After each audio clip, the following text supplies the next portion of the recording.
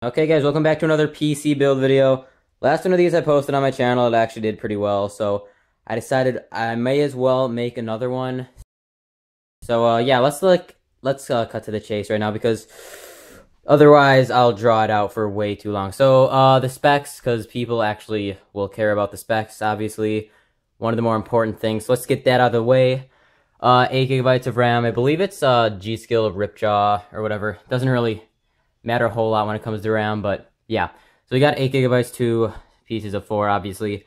And here, under the RAM, we have a completely obsolete piece of technology, but the person I'm building this for wanted a disk drive for some reason, so we got a disk drive.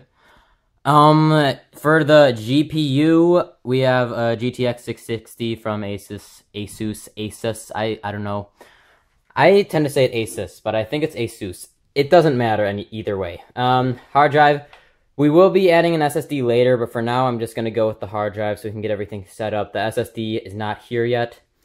But the hard drive, it's a 1 terabyte from Western Digital. I think it's a WD Blue. I think it's safe to say WD Blue.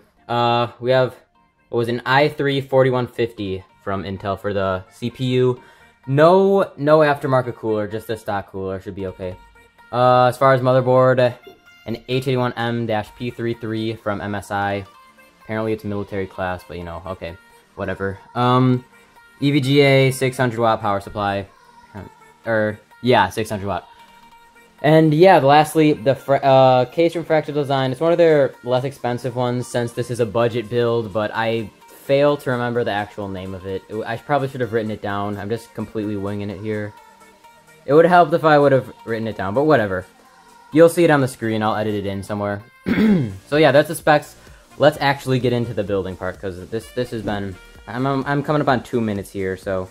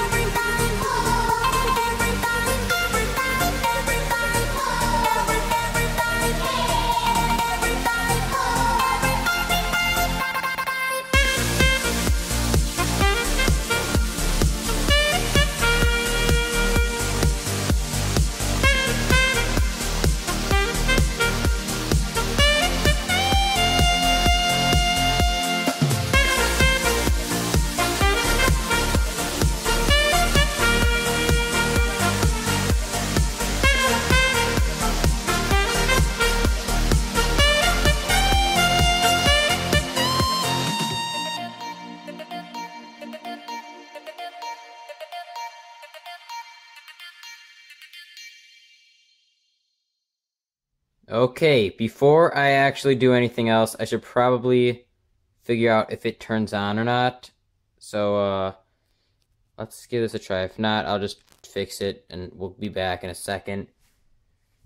The hardest part, finding the power button, appears to be on this side somewhere. Listen to that. Oh, yes. What a relief. My first 3 or 4 builds, it did not turn on for the first several times, so we're making progress, I guess. Alright, nice. I suppose you people will probably want some benchmarks or something, some performance tests. I'll probably run a couple games on it or something, just to get a feel for how it does. But yeah, I already have a pretty good idea, but still. So yeah, see ya then maybe, if I decide to do that part of the video. Windows installation. The most exciting part of our computer building adventure. Also the most tedious and the longest. But yeah, it's doing well. So far it hasn't exploded, so I mean, it's a step in the right direction. Okay guys, so I did end up doing some benchmarks like I said I was going to do. Something I forgot to do in my last PC build video. But yeah, anyway.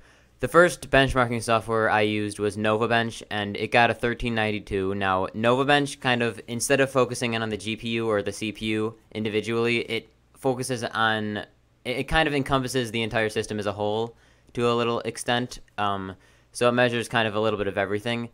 The drive write speed can obviously be massively improved. Massively, is that a word? I don't know. It can obviously be improved by a big margin. Once we get the SSD, because it's measuring the hard drive right now, and that is a lot slower than the SSD will be. Let me tell you that much. The difference is day and night between hard drive and SSD. But yeah, so that's Novabench. Nothing is overclocked, at least not yet. The processor, the CPU is in a K series, so there's only so much you can do as far as overclocking, because it is locked at a certain point, unlike the K series CPUs. And the GPU, MSI GPUs like this one come with this nice afterburner software, I think it's called, and it's really nice. I haven't used it at all, not yet anyway, like I said, but I might play around with that a little bit. I've never used the software before, but there is a lot you can adjust, obviously. But yeah, everything is just stock as of now. Nothing. I haven't made any changes to the clock speed of anything. All right, let's go to the next benchmarking software. Okay, Cinebench. Cinebench was the second and last benchmarking software I used. If I use too many benchmarking softwares, this video is going to be 30 minutes long. But yeah. So basically, I use 64-bit, obviously, and the first thing I'd like to go over, Cinebench has two options for benchmarks. The first one is CPU, which the visual you're seeing on the screen right now, that's the image, at least in my experience, that's the image that it makes you render, and basically it puts the rendering load on the CPU and really stress tests it and sees how well it does. So I did that a couple times. The CPU ended up getting a 3.74 both times, so I guess it's pretty consistent. The next thing I did, obviously I couldn't record it because I would have recorded it, but that would hinder the performance, because when you're recording the screen, I mean, obviously it's going to hurt the benchmarks. But yeah, so that was the CPU. The GPU, well, the OpenGL is more on the GPU side of things. It has this little scene where it's like a car chase or whatever. It ended up it hovered around like 55 to like 65 FPS. It wasn't as consistent as the CPU, obviously, but so yeah, for this exact one that I took a screenshot of, it was at 59.04, which is pretty good. And so yeah, the temperatures, I measured the temperatures with CPU ID down there in the bottom left as I was doing the benchmarks. Obviously, I probably should have closed that, but so yeah, they're not accurate as to what you're seeing on the screen right now, because obviously by the time I took the screenshot, the CPU had cooled down significantly and the GPU had cooled down a little bit as well. But basically, to give you a rough idea, during the CPU stress test, or the benchmark, whatever you want to call it, stress tests are a little different than benchmarks, I guess. But yeah, so during the benchmark, the CPU, the highest it got was about 70 degrees Celsius. As for the GPU during the OpenGL test, it got up to 50 degrees Celsius and didn't go any higher than that. But yeah, it's going to pretty much wrap it up for the benchmarks. If you're wondering about games or anything, it did play all the games on my Steam library fine. Maybe I'll give you, I don't know. But I don't have The Witcher 3 yet in my Steam library, which is what I really wanted to test. It's kind of like the thing to test on your PC right now. Can it run it? It's the new Crisis. Can it run The Witcher 3? But, yeah, you know what I mean. That's going to conclude it for this video. I have a feeling it's already gotten long enough. So, yeah, see you in the next video. Comment, I don't know. Just let me know if you want more computer build videos. I could probably do more of those when I get a chance. And, yeah. So, see ya.